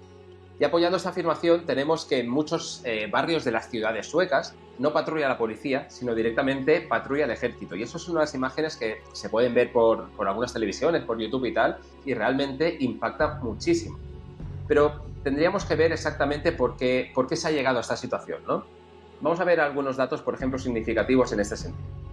Suecia actualmente es el país europeo que más ha aumentado los crímenes relacionados con las armas de fuego, y la tendencia está absolutamente disparada. Tiene una tasa de muertes por armas de fuego de un poquito más de 4 personas por millón de habitantes, mientras que en la Europa la media es inferior a 1,5 personas por millón de habitantes, es decir, es bastante más del doble. Superando incluso a países como Italia, con su famosa mafia, o países de la Europa del Este de pronta incorporación, ¿no?, a Europa. Además, también tiene una de las tasas más altas de delitos relacionados con crimen organizado, con delitos relacionados con explosivos y de carácter sexual. Y estos delitos sexuales y de los tiroteos tienen que ver con un problema realmente que son lo que son las bandas organizadas. El 80% de todo este tipo de acciones criminales está realizado por bandas organizadas. Y es aquí cuando tenemos que ponernos políticamente poco correctos, si lo queremos decir así, y seguramente nos vayan a tumbar este podcast por lo que voy a decir, pero esto no es una opinión, sino datos del propio gobierno de Suecia, ¿de acuerdo? El 53% de los sentenciados a prisión por estos delitos de tiroteos y sexuales y tal son no nacidos en Suecia. Y si además contamos los de segunda generación, es decir, los que han nacido en Suecia de los dos padres extranjeros, el porcentaje se eleva hasta el 90%. Y antes de que más de uno se entierre a los comentarios diciéndonos mil cosas por estos datos y tal, hay que decir que la percepción que hay en las calles de inseguridad en la propia Suecia es absolutamente palpable, se ve muy bien. Ya que, mira, vamos a decir una cosita que mucha gente a lo mejor no sabe, ¿no? Yo soy nacido en Barcelona, pero vivo actualmente en Dinamarca, y en un lugar de Dinamarca, en Copenhague, que está a unos 15 kilómetros más o menos de la frontera sueca. Además, tengo la suerte de que por mi trabajo viajo bastante y estoy entre las dos tierras, ¿no?, entre Dinamarca y Suecia. La diferencia a nivel de seguridad que hay entre ciudades como Copenhague y Malmö, que es la tercera ciudad más poblada de Suecia, es brutal. Y estamos hablando de eso, de que entre las dos ciudades hay una diferencia de 15 kilómetros. Suecia, digamos que no solo tiene el problema de la violencia, sino que además la percepción de esta se agrava, ya que sus ciudadanos suelen compararse con sus vecinos más cercanos, ¿no? Es decir, el ciudadano medio sueco ve la criminalidad que tiene en su país y la compara con la de Dinamarca, Finlandia, Noruega, y ahí los estándares son absolutamente diferenciados. La razón por la que Suecia está así las razones pueden ser variadas. La no inclusión de los diferentes colectivos que llegan al país, la cantidad de subsidios que estos reciben y que, en palabras de la propia primera ministra, la antigua primera ministra, que era socialdemócrata, desincentivaban que estas personas buscaran empleo o directamente que aprendieran el idioma. La política de puertas abiertas que ha tenido durante muchísimas décadas, las desigualdades sociales, todo esto puede haber sido parte del caldo de cultivo que ha propiciado que actualmente Suecia viva básicamente en un estado policial, o casi, igual es ser un poquito exagerado, pero en este estado de guerra. No sé cómo lo veis vosotros, igual vosotros tenéis una percepción bastante más diferente desde la distancia, pero ¿qué pensáis? Álvaro, Martín, ¿quién quiere empezar? Levantarme una mano. Bueno, pues si te parece. No, Andreu, yo lo veo totalmente así. Creo que eso, ¿no? Que, pues bueno, ya apuntando a la gente que tal vez le parezca que eso, ¿no? Que no es apropiado hablar en estos términos, yo le invito a eso, a hacer un análisis objetivo de los datos y sobre todo eso, es que Suecia era el paradigma en Europa del intento de integración de las fronteras abiertas y demás, y se ha demostrado como esto es algo fallido, ¿no? Entonces, claro, no es... es un tema complejo, es un tema porque, por ejemplo, tal como comentas aquí en España, pues estamos en otro contexto, ¿no? Aquí el modelo migratorio es diferente, por ejemplo, la inmigración de América Latina aquí en España tiene muchas más facilidades para la integración y demás, ¿no? Son circunstancias diferentes, pero bueno, yo apuntaría eso, ¿no? Que lo que se va... Después, por ejemplo, comentar lo de la criminalidad, ¿no? Uno de los países de la Europa más continental que más está sufriendo esto es Países Bajos, donde se habla ya de la propia mafia marroquí, ¿no? Que es la que controla el país y la que creo que ha intentado asesinar a un primer ministro, ¿no? Entonces es algo que se está repitiendo por ya no lo vemos, por ejemplo, de África, de Francia o de Alemania, ¿no? Entonces, bueno, yo eso, ¿no? Apuntar que es una situación que sobre todo eso, animar a la gente de que el análisis objetivo de la realidad no te convierte en una cosa ni en la otra, ¿no? Y cuando hay un problema, lo peor que puedes hacer es echarle arena por encima, ¿no? Entonces, bueno, yo eso simplemente por apuntarlo, y que creo que, sinceramente, no sé cómo lo ve, por ejemplo, el propio Andreu o Álvaro, pero creo que la cuestión de la inmigración, de todo este modelo y demás, creo que va a marcar la política. Se ve, por ejemplo, con Polonia, Orbán y demás, creo que va a marcar la política de Europa, por lo menos yo diría que en las próximas décadas. No sé cómo lo ve Álvaro. Sí, yo la verdad es que también estoy muy a favor de lo que habéis comentado. Como una persona, ¿no? Lo decía Andreu, su experiencia, ¿no? En el campo de batalla, pues yo también he tenido la oportunidad de estar en Copenhague y en Malmö, ¿no? Y he visto esas diferencias bastante notables, ¿no? Y yo creo que la verdad es que falla en dos contextos. En el contexto principalmente de lo que sería la política migratoria, ¿no? Que se hizo una política migratoria muy laxa en el caso de Suecia. Y también lo que comentaba Martín, ¿no? Y es que a veces lo que afecta a la política migratoria se debe de tener en cuenta el contexto cultural de la persona que viene y en el que se encuentra. Es decir, si existen diferencias muy notables entre la cultura de la persona que llega y la cultura que se encuentra, ¿no? Se puede provocar fricciones, puede provocar la aparición de guetos, ¿no? De comunidades muy cerradas, ¿no? Dentro de esa sociedad, y eso generalmente, ¿no? Pues facilita más, ¿no? La aparición de delincuencia, ¿no? De cierta inestabilidad a nivel de seguridad. Y también esos esfuerzos, evidentemente, por parte, ¿no? De lo que sería el Ejecutivo, en este caso sueco, ¿no? Por intentar prevalecer una mayor cohesión social, porque claro, tú puedes decir entre todos los migrantes, pero después, ¿no? A nivel de cohesión social no se trabaja lo suficiente. Pues eso favorece, ¿no? Pues la aparición de delincuencia, de gente que no se acaba de sentir cercano al país de acogida. No es un fenómeno que como habéis dicho, ¿no? Encontramos en Suecia, pero que encontramos en otros países, ¿no? Países como Francia, por ejemplo, ¿no? Con guetos en los cuales, ¿no? Saint-Denis, etcétera, etcétera, donde prácticamente no te puedes mover de lo que sea el centro, ¿no? De la capital, en este caso, de París. Yo creo que, como decía Martín, ¿no? La política migratoria es un hecho que va a determinar mucho la política a nivel de Europa occidental, y que ya hemos empezado a ver en algunos países, ¿no? Como ha marcado ya quién ha llegado al poder y quién no, ¿no? El caso de Holanda, etcétera, etcétera. ¿Qué nos puedes decir, Andreu, como persona cercana a ese contexto? No, y no tanto solo las personas que van a llegar al poder en los diferentes países, sino las políticas que se van a implementar en esos países. Y lo vemos sobre todo en el caso de Suecia. Porque claro, estamos hablando de que quizás es algo más políticamente incorrecto, ¿no? Porque estamos tratando la inmigración como si fuera algo malo y tal. Yo que soy inmigrante, bueno, estoy un poquito dividido en este sentido.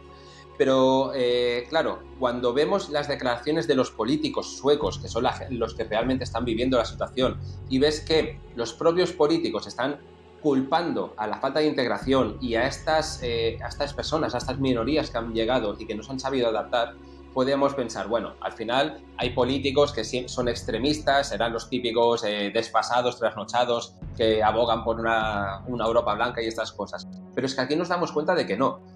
Aquí el problema es tan gordo en Suecia que estas declaraciones, el hecho de decir que son las propias comunidades de los expatriados las que están fomentando el incremento sin precedentes de la criminalidad, todo esto lo está diciendo políticos en el poder de corte totalmente de izquierdas. De hecho, lo que decíamos, ¿no? La ex primera ministra, que fue la primera persona en poner esta mano dura desde hace cosa de un año, porque las cosas se salían de madre, era socialdemócrata. Era Magdalena Andersen, que era una política absolutamente, no sé, el equivalente a Irene Montero, ¿no? Por hacer algún símil así a lo español, y ver que todo el espectro político, en este caso, coincide en cuál es la problemática. Yo creo que por un lado está bastante bien, porque al final no puedes solucionar un problema si no sabes realmente cuál es, y con el buenismo, con esta políticamente correcto, muchas veces lo que se hace es tapar el problema e intentar poner parches en soluciones que no hay.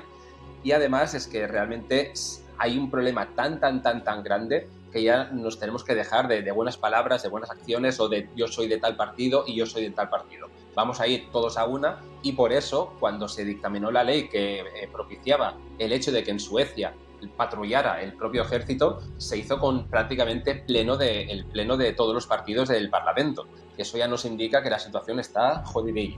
Así que simplemente para acabar este bloque, la gente que esté pensando en viajar de turismo y tal a un país nórdico, que no se vaya a Suecia, que se venga a Dinamarca y hable conmigo, que les meto mi agencia. Dicho esto, el emplazamiento comercial, lo pondremos por aquí abajo. Vamos a relacionarlo un poquito con lo que tú decías, ¿no? Que hay muchos países europeos que tienen esta problemática. Háblanos, Álvaro, si quieres, un poquito del tema de Francia. ¿Cómo está Francia en este sentido? ¿Cómo está Francia? Pues en este sentido Francia está muy tecada. No hemos podido ver diferentes disturbios, ¿no? en los últimos meses. Después, como el ejecutivo de Macron, a pesar de que obtuvo, ¿no?, la victoria en las presidenciales, está muy debilitado. Ve un ascenso cada vez, ¿no?, mayor por parte del Front National de Marine Le Pen. Como desde la izquierda del país se está empezando a disgregar, a producir separaciones. Vemos una Francia muy tocada en diferentes sentidos, ¿no?, a nivel político interno, y también, ¿no?, para englobarlo dentro de esta vertiente geopolítica, también en sus espacios de antiguo dominio colonial. Antes comentábamos el tema del Sahel, ¿no?, las diferentes juntas militares que se han establecido, el Níger, Gabón, Burkina Faso, ¿no?, como cada vez, ¿no?, se distancian más de la presencia francesa. Países que hemos también comentado, ¿no?, Marruecos, lo que comentaba, ¿no?, los visados, una ruptura prácticamente de relaciones. Para que nos hagamos una idea de esta ruptura de relaciones, la crisis, el terremoto de Marrakech de septiembre de 2023, se realizaron diferentes donaciones a este país. Francia fue uno de los países que quiso también donar dinero a Marruecos, con la negativa por parte del rey Mohamed VI. Argelia, el caso de Argelia, un país, ¿no?, que ha mantenido también grandes vinculaciones con Francia, pero que en la actualidad también se encuentra bastante descontento con el gobierno de Macron y con el propio país, ¿no?, por diferentes motivos, uno de los cuales encontramos el caso de Amira Boulay, ¿no?, una opositora del gobierno argelino, la cual estuvo en Francia, y Francia, ¿no?, pues rechazó, ¿no?, de primer plano entregarla a Argelia. Pues todos esos hechos no han marcado, pues, una posición muy débil de Francia a nivel interno, con diferentes partidos políticos cada vez, ¿no?, perdiendo más pistonada, con un Front National que, a pesar de que está discreto aún, cada día sube más, ¿no?, con diferentes, ¿no?, una segregación también por parte de la ciudadanía francesa, ¿no?, que cada vez vemos más cómo está más separada en comunidades, y también con una pérdida de lo que sería, ¿no?, el espacio internacional, ¿no?, sus antiguas esferas de influencia, como sería el propio continente africano, el cual no entraré más porque ya hemos hablado largo y tendido, ¿no?, como va perdiendo cada vez más pistonada. No sé cómo veis a Francia, si será un agente importante a futuro, o si, como yo, creéis que está cada vez perdiendo más, tanto a nivel interno como a nivel internacional. Bueno, Andrés, no sé Martín. Vale. Sí, el tema, yo solamente por apuntar dos cuestiones rápidas sobre Francia. Eso, yo creo que más que si discutimos interno y externamente, como está peor Francia, por así decirlo, yo creo que es una interrelación de ambas cosas, ¿no? Y creo que el Frente Nacional, yo me aventuro, a no ser que pase algo tal, yo creo que el Frente Nacional en las próximas elecciones va a ganar porque tiene el caldo de cultivo adecuado.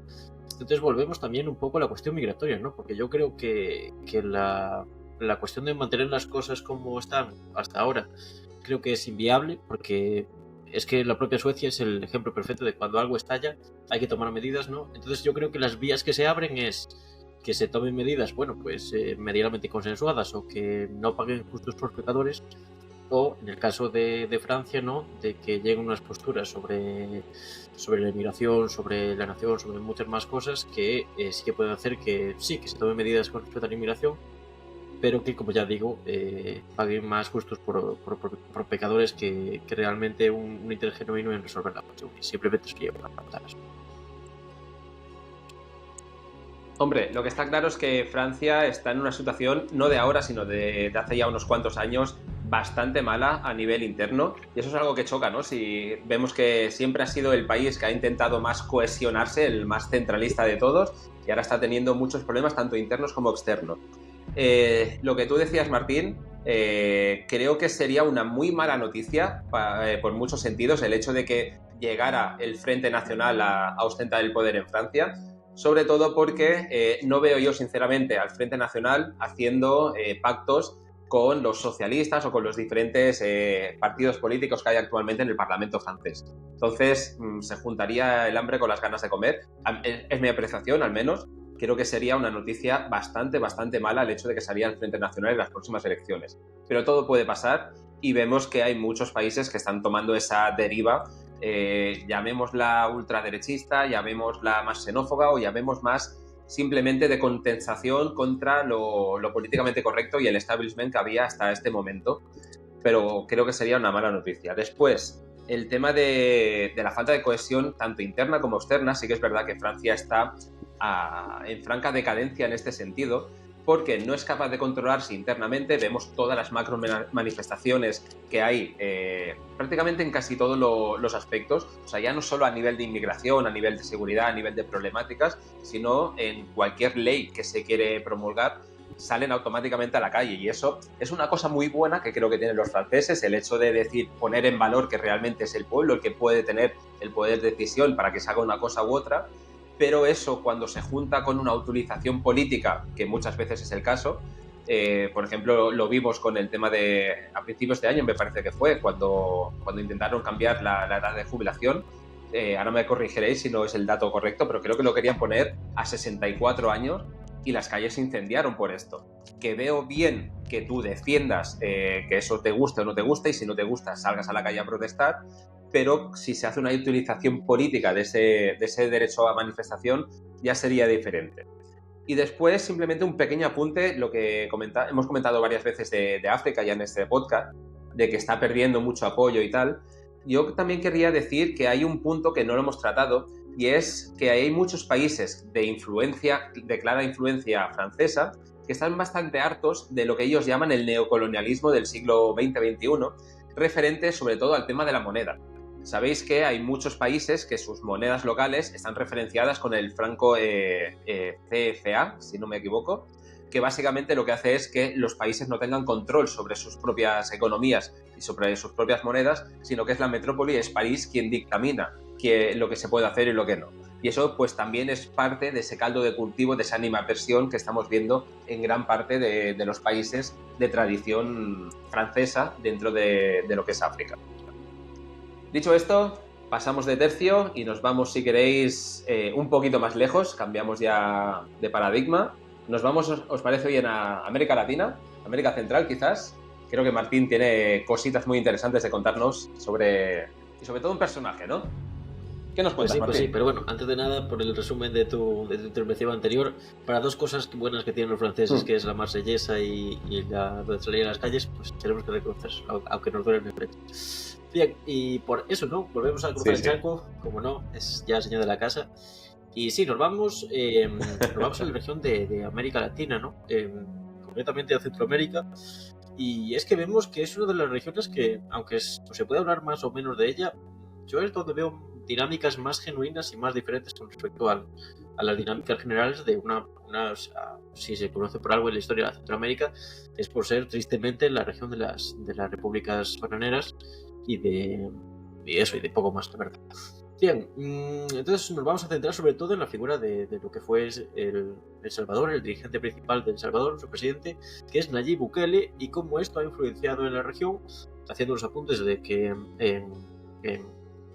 en Honduras, Xiomara Castro, a pesar de que viene de un espectro en cierta medida parecido, porque no podemos olvidarnos de que Nayib Bukele formaba parte del antiguo FMLN, ¿no? De Liberación Farabundo Martí, podríamos tildarlo como un partido de izquierdas, y después se sale, pero bueno, Xiomara Castro viene de ese aspecto y también está copiando sobre todo mucho las políticas de seguridad ciudadana, por así decirlo, de mano dura con la delincuencia.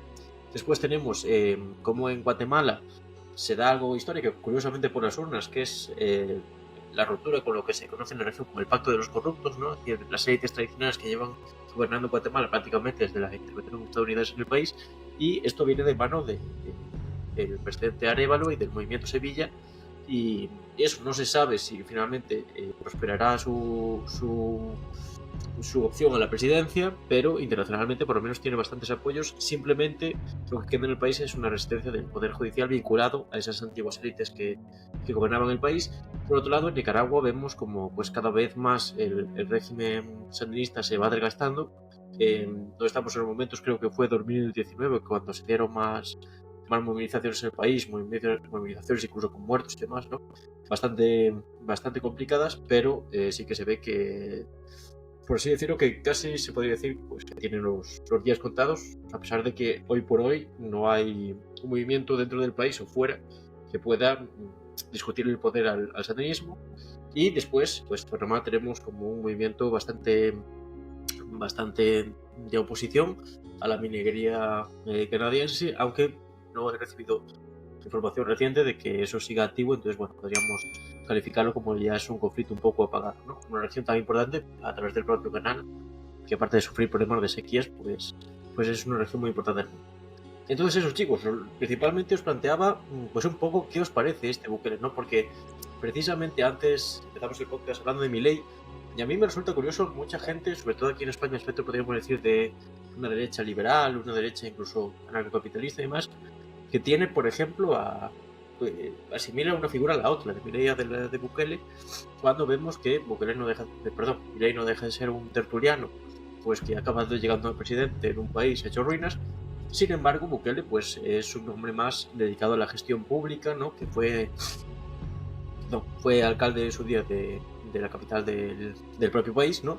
Y que viene de un partido político con una tradición bastante consolidada, como es el Frente Farabundo Martí, y que bueno, ha rechazado, y actualmente pues es verdad que es muy crítico, ¿no? Pues porque tenemos que recordar que Farabundo Martí, el Frente Farabundo Martí, cuando llega al poder en El Salvador, pues acaba decepcionando bastante y acaba también pues logrando unas cotas de corrupción bastante importantes.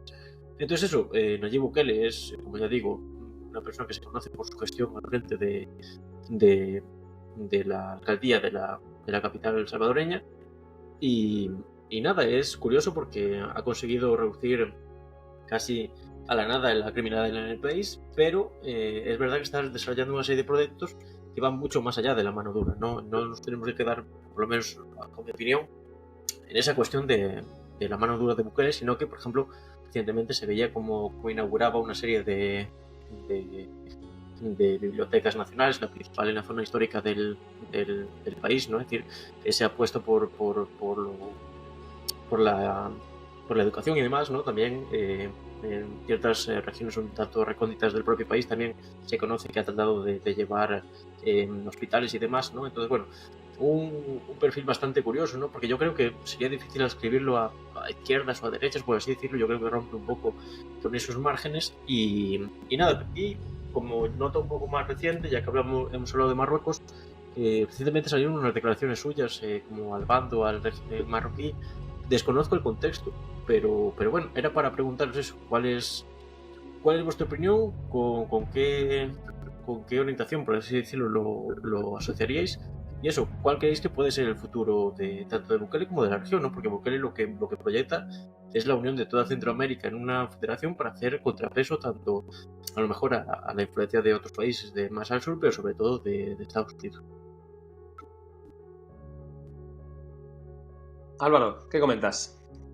Pues yo sinceramente el caso de Bukele me parece un caso realmente interesante, porque lo que ha hecho, ¿no?, es crear la existencia del populismo punitivo, en el sentido, ¿no?, de que él, cuando se encuentra, El Salvador lo encuentra en una situación, como decía Martín, de gran inestabilidad, una criminalidad, índices de criminalidad, homicidios completamente elevados, ¿no? Y él se muestra como un hombre práctico, llega al poder, establece un estado de excepción, policía, ejército, apatrullando las calles con un control, ¿no?, podríamos decir bastante masivo, que en un principio, no al menos desde las democracias en las que nos encontramos, podría parecer como, ¿no?, una dictadura, un autoritarismo deleznable, ¿no?, que gente se posicionaría completamente en contra, pero los resultados, ¿no?, podemos decir que han sido completamente positivos y que además no se encuentra con el favor por parte de la población. Es una población que acepta, que lo ve como una figura importantísima a Bukele y que le da su respaldo. Claro, esto también lo debemos de tener en cuenta en el contexto del discurso, ¿no? Nuevamente, por eso lo vinculaba con ese fenómeno del populismo, ¿no? Un Bukele que sabe utilizar redes sociales y que ha vendido, ¿no?, que mis políticas son políticas que se adecúan a la situación en la que nos encontramos y que de alguna manera logró justificar. No sé hasta qué punto se prolongará en el tiempo ese apoyo popular a estas políticas, a este cierto autoritarismo por parte de Bukele, el cual es exitoso, sí, pero que no deja de coartar una serie de libertades. También hay que tener en cuenta si uno prefiere libertades o criminalidad en sus calles, eso siempre, hay que ser realistas ante todo. Y bueno, no solo englobarnos en todo el tema punitivo, la criminalidad, cómo ha descendido, sino también en términos económicos. Y en términos económicos hay que decir que el caso de El Salvador es también bastante exitoso, con un incremento por parte de la inversión extranjera, también con un aumento del turismo, ¿no?, que también encaja con esa mayor seguridad dentro de las calles y que está marcando una tendencia dentro de Centroamérica, ¿no? Como decía el compañero Martín, ¿no?, pues encontramos diferentes casos, ¿no? Xiomara Castro en Honduras, ¿no?, como también está copiando esas políticas. A nivel de conseguir una unidad dentro de lo que sería Centroamérica, es posible porque ya está marcando una tendencia en cuanto a política entre, ¿no?, lo que sería el saber hacer dentro de la región. Yo lo veo como, la verdad, una grata sorpresa el caso de Bukele, el cual no se puede englobar ni en izquierdas ni en derechas, ¿no?, porque también, ¿no?, ha tomado algunas decisiones que son un poco peculiares, ¿no?, como el caso del Bitcoin, ¿no?, que le dio una validez y un peso importante en el caso de su país. No sé qué opinarás, Andreu, al respecto.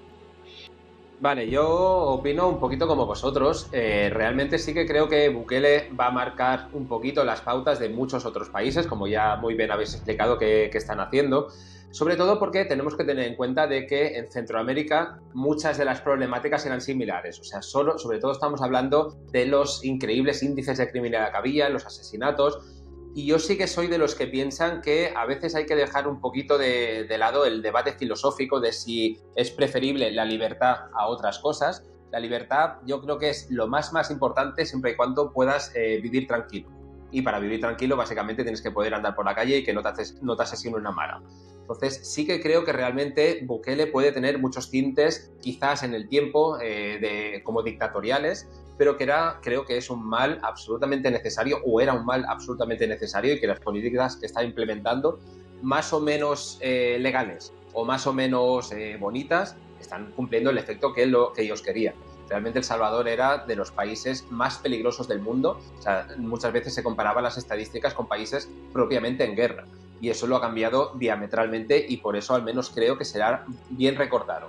Claro, bien recordado hasta el día de hoy. ¿Qué pasará de aquí 8 o 10 años si sigue en el poder, si la dilución entre los poderes del Estado ya no hay separación y tal? Pues ahí estaríamos en otro contexto, tendríamos que debatir desde otras perspectivas. Pero de momento, a día de hoy, yo creo que con todas las sombras que puede tener, realmente Bukele tiene muchísimas más luces, sobre todo por el estado del país que se encontró, y eso lo están viendo los países que tienen las mismas problemáticas y en muchos casos están aplicando las mismas políticas que ya ha hecho él y que se han visto que son efectivas. Más o menos controversiales, pero por lo menos efectivas. Se ve, por ejemplo, lo que tú decías, Álvaro, en el incremento del turismo, en la inversión extranjera. Básicamente, cuando hay una empresa, un país que quiere invertir en otro sitio, lo que busca es estabilidad. Da igual que sea una democracia, da igual que sea una dictadura, da igual absolutamente todos los parámetros, lo único que quiere es estabilidad. Y esto Bukele lo está consiguiendo.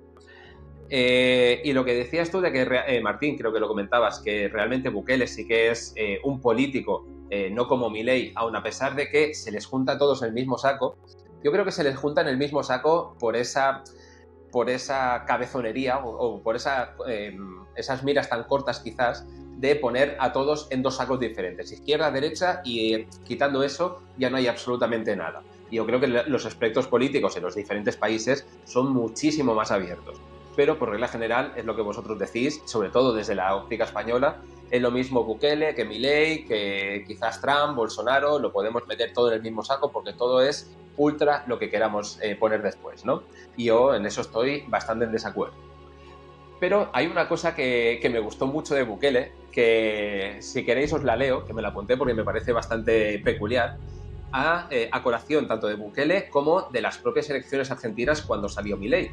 Y es que Milei ganó y hubo en Twitter la típica batalla dialéctica, pero en este caso de pesos bastante pesados. Iván Duque, expresidente de Colombia, felicitó vía Twitter a Milei diciendo que había derrotado al populismo, que había derrotado al Grupo de Puebla, etcétera, etcétera. A esto le contestó Gustavo Petro, que es el actual presidente de Colombia, y dijo que había ganado la ultraderecha, el neoliberalismo, que era malo para la sociedad, para las libertades, y a todo este hilo le contestó a su vez Nayib Bukele y le dijo, ahora pon lo mismo, pero dilo sin llorar. Me pareció una contestación brutal, y más viniendo de un presidente de un país. Nada, simplemente quería hacer el apunte porque me hizo mucha gracia cuando lo leí. Chascarrillo también, cuando empezó también Bukele, creo que era en la presidencia del país, también una serie de presidentes europeos, españoles y demás tal, y hicieron una carta contra él, no sé qué, y uno de ellos era Aznar, ¿no? Entonces, él también creo que puso en Twitter que si Aznar estaba en contra suyo, que le parecía que iba por el buen camino o algo así. Entonces, pues también tiene guasa este hombre también. No sabía yo que Aznar había ido en contra de Bukele. Y la vertiente humorística de Bukele. Sí. Vía Twitter está dando mucho juego, los políticos de todo el continente americano. Está interesante. Trump abrió muchas puertas. Bueno, pues si os parece, vamos ya, creo que es el último de los bloques, y creo que teníamos que hablar sobre China, sobre la trampa de la deuda, sobre el Belt and Road y un poquito todo esto. Y si os parece, aquí sí que voy a empezar dando una pequeña opinión personal, y es que definitivamente no creo que sea una manera de neocolonización el tema de las inversiones chinas que ha hecho en diferentes países y tal, que hay mucha gente que lo ejemplifica como si fuera un neocolonialismo. Es decir, invierto en tal sitio y a partir de ese momento puedo dictaminar lo que los políticos de ese país hacen y no hacen, ¿no? Y creo que esto no está bien dicho, básicamente porque al final todas las inversiones chinas solo responden a intereses geoestratégicos y comerciales del propio país. Y además, en muchos aspectos tampoco difiere de las políticas que suelen utilizar otros países, incluso organizaciones como el FMI o el Banco Mundial. Así que si queremos ver esta estrategia de inversiones como una manera de neocolonialismo, deberíamos meter también aquí en el mismo saco a muchas de estas potencias y organizaciones. Pero más allá de las inversiones que está haciendo China en numerosas regiones del mundo, vemos por una banda que lo hace para asegurarse la entrada de diferentes suministros, sobre todo de materias primas esenciales, especialmente lo que es el tema del petróleo y el gas, que vienen principalmente de Oriente Medio y de África, y después para asegurar sus rutas tanto de importaciones como de exportaciones, especialmente por vía marítima, ya que existen varios cuellos de botella que China quiere intentar sortear, ¿no? Especialmente estoy pensando en lo que son los estrechos de Malaca y el estrecho de Bab el-Mandeb. Pero, sobre todo, es por un tema, yo creo, de acrecentar, el tema de las inversiones es por un tema de acrecentar la influencia que la propia China tiene en las diferentes regiones, especialmente en lo que son sus áreas de influencia directa, utilizando un poco lo que es el poder blando, igual, por ejemplo, que hace la Unión Europea cuando utiliza su mercado interno para el mismo fin, ¿no? Yo creo que por si algo ha creado controversia dentro de esta política de inversiones es lo que decíamos, ¿no? La propia trampa de la deuda. Y entre muchos reproches que se le hace a esta propia trampa de la deuda, alguno de ellos es que dicen que crea una dependencia que los países adquieren con la propia China por culpa de estas inversiones. Podríamos decir también el tema de la falta de transparencia de sus proyectos, la falta de sostenibilidad y el hecho de que muchos proyectos de infraestructura se reserven solo para empresas y trabajadores chinos sin dar ninguna oportunidad a las compañías y a los trabajadores locales. Pero siendo honestos, sí que hay casos bastante flagrantes que se ve claramente que las inversiones chinas no eran puramente comerciales. Hablamos de aquellos países que han quedado con altos niveles de deuda, junto con sus bajas calificaciones crediticias y las malas o nulas estabilidades políticas. Y aquí estoy pensando en países como las Malvinas, Djibouti, Montenegro, Laos, Mongolia, Tayikistán. Todos estos se han endeudado demasiado con China por culpa de estas inversiones, y ahí sí que les ha creado un problema interno y un problema político que sí que podríamos decir un poquito que concuerda con lo que se define propiamente con el tema de la trampa de la deuda.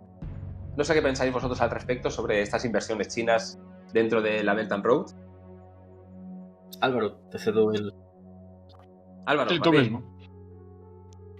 Martín, bueno, pues ¿qué opinas? Entonces, yo en esto sí que voy a discrepar tal vez algo, Andreu, pero yo suelo hacer énfasis en la cuestión de que a mí me parece una nueva forma de colonialismo, pero no tanto en sí el debate que tú planteas, sino porque no sé si conocéis a Jesús Pérez Triana, y él plantea, por ejemplo, todo el mundo pues más cibernético y demás, ¿no? Él los llama los pagafantas geopolíticos, ¿no?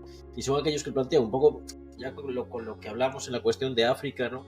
De que, pues eso, ¿no? Rusia y China pues van a salvar al mundo y van a liberar a todos los países esclavizados y demás, ¿no? Yo creo que es ingenuidad, y yo creo que la parte que te doy la razón, Andreu, es ese pragmatismo, ¿no? De que las inversiones de China, pues al fin y al cabo, tienen una serie de réditos que él busca, pueden ser beneficiosas para el país hasta cierto punto, y si no se dan las condiciones, pues China pues tiene el derecho de reservarse ciertos parámetros a su favor, ¿no? Pero bueno, yo creo que la cuestión, pues eso, ¿no? De financiar grandes proyectos en África y demás, y cuando no se cumplen los créditos, cuando sabes que ese país no va a cumplirlos, porque África se puede caracterizar por muchas cosas buenas, pero estar a corriente de pagos o tener recursos para estar a corriente de pagos, no creo que sea una de ellas. Es, por ejemplo, embargar esas infraestructuras, ¿no? Y se quede como propiedad china, ¿no? Entonces, yo creo que sí, obviamente ningún país es altruista, ningún país hace ayudas al desarrollo porque sí, ¿no? Pero yo creo que yo planteo la cuestión del colonialismo principalmente contra aquellos que creen que lo que está haciendo China es liberar a África cuando crea todas esas infraestructuras. Bueno, liberar a África como cualquier otro país, ¿no? Sino que hay que entender, pues, esto viene, por ejemplo, ya de toda la cuestión de lo que en su día fue eso, ¿no? El modelo chino del socialismo, el maoísmo y demás, ¿no? Pero bueno, yo creo que en ese sentido, pues sí que discrepo, y que no tiene por qué ser algo bueno ni algo malo, pero yo creo que es bastante objetivo de que las inversiones de China y la trampa de deuda china no es muy diferente a lo que fue en su día el colonialismo occidental, pero bueno, es mi punto de vista. Bueno, yo lo que ha dicho Martín presentó ciertas discrepancias en el sentido de que, evidentemente, quien piense que China está en países africanos por puro altruismo es una persona demasiado ingenua. Todos los países, ¿no?, se dedican a aprovecharse de los países más debilitados, en este caso países del tercer mundo, ¿no?, para obtener grandes beneficios económicos. Pero no, también debemos de tener en cuenta que existen diferencias palpables entre lo que venía a ser el colonialismo antaño, ¿no?, realizado por países occidentales, europeos, la propia Estados Unidos, con lo que hace países como China. Y es que la óptica varía, en el sentido de que China es un país que llega, no te condiciona a nivel político. A nivel político tú puedes hacer lo que quieras, puedes tener la forma de gobierno que desees, ¿no?, también la estructura social, todo, pero, ¿no?, ellos tienen una serie de condiciones que les puedan favorecer lo que sería la inversión. En este caso, ¿no?, vemos como en China lo que se prioriza no es lo que venía siendo antaño esa dominación, ese colonialismo, ese hacerse con el control de otras potencias, sino hacerse un país fundamental, ¿no?, para todos los circuitos económicos que encontramos en el mundo. ¿No? Esa percepción china de nosotros somos el centro, ¿no? Si partimos de, por ejemplo, China, cómo se pronuncia, ¿no?, en el idioma mandarín, ¿no? Es Shongguo, que lo que quiere decir es país del medio, ¿no? Pues dentro de esa óptica china es, nosotros vamos a hacernos un país fundamental del cual dependan otros países, pero ¿no? Es una forma también de dominación, evidentemente, Martín, pero es completamente diferente a la que encontrábamos en potencias occidentales, los cuales te marcaban, ¿no? Lo que tenías que hacer. Pues mira, nosotros te apoyamos, pero tu sistema de gobierno debe ser X. Tu base económica, lo siguiente, a nivel económico, pues mira, pon trabajadores de este país, pero cobrando una miseria, ¿no? En el caso de China es, incluso nosotros ponemos nuestros trabajadores, no quiero líos, ¿no? Nosotros no nos metemos en tus asuntos. Sí que vemos, ¿no? Como siempre hay una mayor distanciamiento entre países. Pero evidentemente sí que existe unas relaciones de explotación entre países, entre diferentes dinámicas.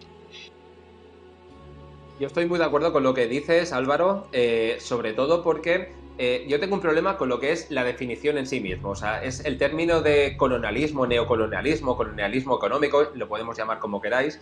Yo no estoy de acuerdo con eso. Siempre. Eso existirá siempre, pero el hecho de que China haga las inversiones por una cosa o por otra, yo no creo que sea por el colonialismo, o al menos no podríamos llamarlo en ningún momento así. ¿Por qué? Es lo que vosotros habéis definido. Obviamente China no hace las cosas porque sí. Quien piensa que China te regala el dinero porque es muy buena y es muy generosa es un iluso. Obviamente lo hace por interés, pero igual que lo puede hacer el Fondo Monetario Internacional o un préstamo de un país a otro país, sean estos países los que sean, o igual que pueden condicionar, yo qué sé, vamos a poner un ejemplo más tonto para que todo el mundo pueda llegar a entenderlo. Si yo pido un préstamo a un banco para comprarme un coche y no pago ese préstamo, me embargan el coche. Esto es lo mismo. Si China le da a Pakistán 1.000 millones para hacer un puerto, el puerto de Hambantota, por ejemplo, y Pakistán no es capaz de devolverlo, pues el puerto pasa 99 años a propiedad china. Yo lo he pagado y he llegado a ese acuerdo libremente entre dos países más o menos democráticos. Eso sería un debate, pero simplemente es asegurar una inversión. No porque sea más bueno que nadie, sino porque realmente tenemos intereses que pueden estar más o menos alineados y por eso pues nos interesa a ambos. ¿Que no pagas? Pues me quedo la de esto. Y después creo que también hay un pequeño problema, porque solo se está hablando de China, o sea, de las inversiones chinas como el neocolonialismo pero no se ha hablado entonces de todo lo que hemos venido viviendo en las últimas décadas. ¿Qué pasó, por ejemplo, con Estados Unidos con el tema de dolarizar todas las compras y ventas de los hidrocarburos, por ejemplo? Eso, por ejemplo, sí que sería un colonialismo mucho más exacerbado en ese sentido, pero el ejemplo que tú ponías, ¿no? Si Estados Unidos habla con Arabia Saudí, con Qatar, con cualquier otro país y le exige no solo condicionar su ayuda a que siga unas políticas, sino que además tiene que venderlo todo o comprarlo todo con su propia moneda, eso sí que es un colonialismo económico bastante brutal. Y dicho esto, no soy yo amigo de las políticas chinas, pero creo que hay que llamar las cosas por su nombre y creo que tienen intereses, no son angelitas de la caridad, por supuesto, pero tampoco lo hacen con una pretensión de controlar el mundo ni controlar los países de una manera férrea, con puño de hierro, como podía haber sido las dominaciones coloniales europeas en los siglos bastante posteriores. Dicho esto, no sé si tenéis alguna cosa más que comentar. Sí. Un apunte. Lo primero de todo, me sorprende verte ahora como una persona defensora de la República Popular China. No lo hubiera dicho nunca. Y bueno, lo que comentabas, ¿no? Que me parece muy interesante en el sentido de que China no deja de también reactivar las economías de esos países. Porque les presenta un flujo de inversiones que les será viable también a la larga.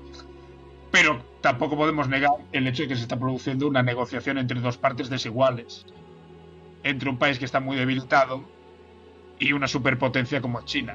Tampoco podemos obviar, ¿no?, de que es un ofertón para China decir, mira, yo te pago esto, evidentemente mucho menor de lo que pagaría un país más desarrollado económicamente. O sea, esas relaciones de explotación entre países se producen porque sí, porque así funciona el chiringo, ¿no? Pero que también, ¿no?, a la vez les da una oportunidad para que se puedan desarrollar, ¿no? Al no marcar una serie de condiciones que sean obligatorias. Y yo ya solo también. Eso.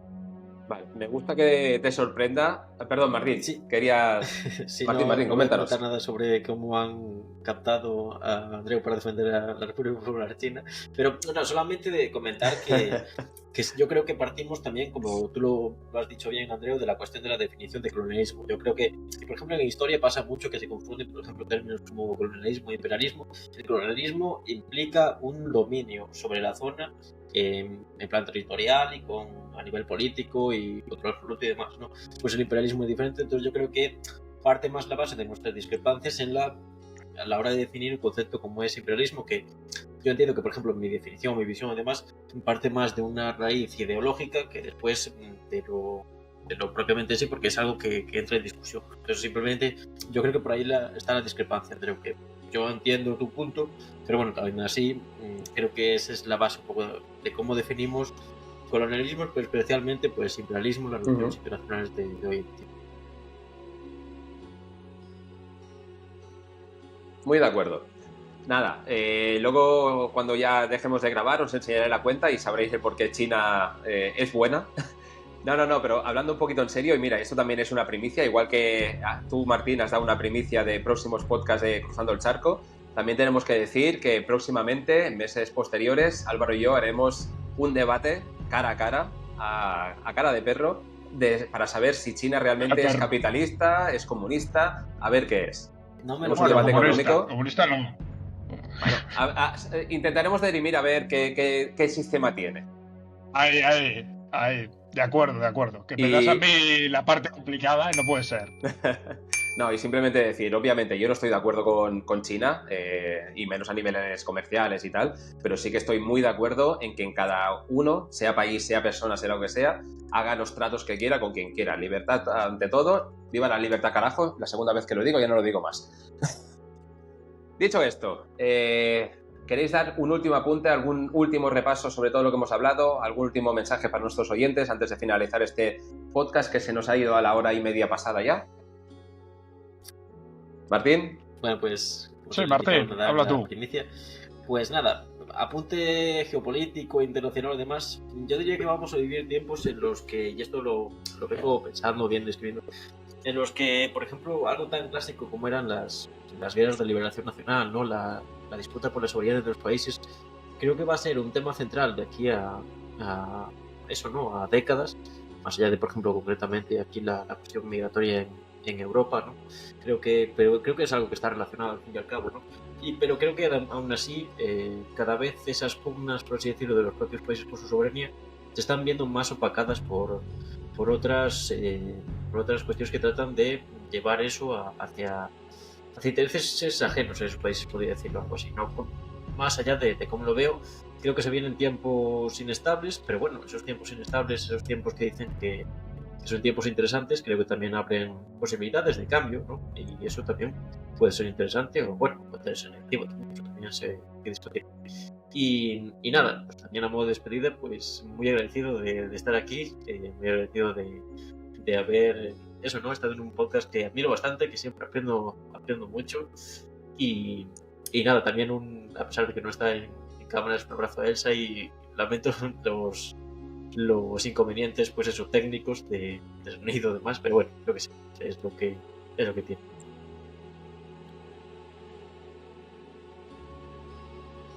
Álvaro. Y bueno, un placer haberte tenido, Martín. Nosotros también somos grandes admiradores de lo que hacéis desde Cruzando el Charco.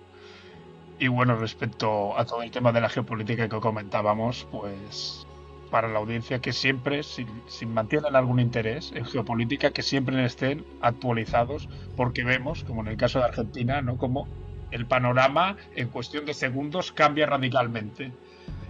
Porque siempre, ¿no? Hay que decir que la geopolítica está marcada con el comportamiento de los colectivos. Y los colectivos no son totalmente inestables y en cualquier momento pueden saltar y hacer algo que parecía insólito hasta hace tiempo.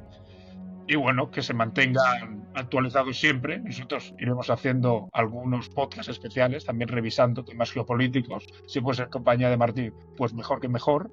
Que se suscriban, den un me gusta, que pongan también podcast que les gustaría que exploráramos, tanto de la actualidad como del pasado.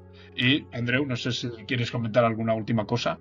No, simplemente como último apunte, estoy muy de acuerdo con lo que dice Martín. Creo que nos vienen tiempos de cambios incluso profundos, más de lo que podíamos pensar, porque por las dinámicas que estamos viendo en los diferentes sitios, los diferentes actores, creo que van a ser cambios menos puntuales y más macro, vamos a decirlo así, pero en cualquier caso, lo que tú comentas, Álvaro, que lo único que se puede hacer es intentar estar informado, mantenerse al día, porque las dinámicas cambian absolutamente rápido en este mundo que tenemos hoy en día, y la única manera de estar 100% informado y con una veracidad libre de cualquier duda es suscribiéndose a Cruzando el Charco y a Ecos de la Historia. Así que, sin más, yo creo que ya está bien por hoy. Creo que nos ha salido algo bastante interesante y esperemos que a nuestra audiencia le hayamos aportado un poquito de valor. Y si es así, se agradecen todas las muestras de cariño en forma de likes, de suscripciones y sobre todo, lo que tú dices, Álvaro, comentarios de qué os ha parecido, en qué estáis de acuerdo, en qué no estáis de acuerdo y qué temas os gustaría que tratáramos en un futuro. Sin más, un abrazo a todos. Muchísimas gracias, Martín, por estar hoy aquí. Un auténtico placer. Muchísimas gracias, Álvaro, como siempre. Y tengo unas ganas de lo de China, porque te voy a dar por todos lados. Que vaya muy bien, audiencia. Vamos. Muchas gracias a todos. Es una recomendación de un libro sobre el tema de este podcast, en la descripción y en el primer comentario, junto con los canales Ecos de la Historia, Historiador en Dinamarca y Copenhague que ver, para que si te ha gustado este podcast, lo compartas y así nos ayudes. Y recuerda, quien no conoce su pasado no puede entender su presente.